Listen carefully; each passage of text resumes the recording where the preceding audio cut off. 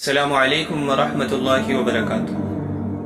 دوستو، بہت سے لوگوں کو ہم لوگ حقیر سمجھتے ہیں صرف اس وجہ سے کہ ان کے گناہ جو ہیں وہ لوگوں کے سامنے آ گئے، وہ لوگ ایکسپوز ہو گئے لوگوں کے سامنے، اور ہم اور سوسائٹی کیا کرتی ہے کہ ان لوگوں کو بالکل ذلیل کر دیتی ہے، بالکل حقیر سمجھنے لگتی ہے۔ دوستو، سب سے بڑی بات جو میں نہیں سمجھتا ہوں وہ یہ ہے کہ مجھ میں اور اس شخص میں صرف اتنا فرق ہے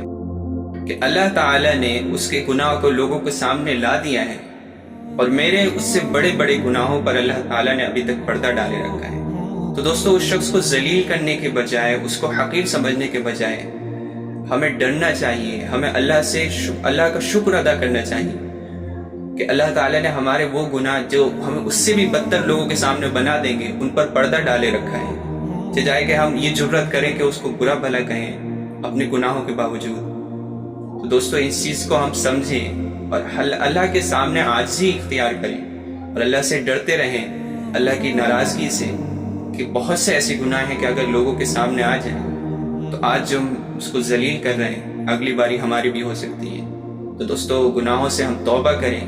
اور ان چیزوں سے بچیں۔ اللہ تعالی سے دعا ہے کہ وہ ہم سب کو ان سب باتوں پر عمل کی توفیق عطا فرمائے۔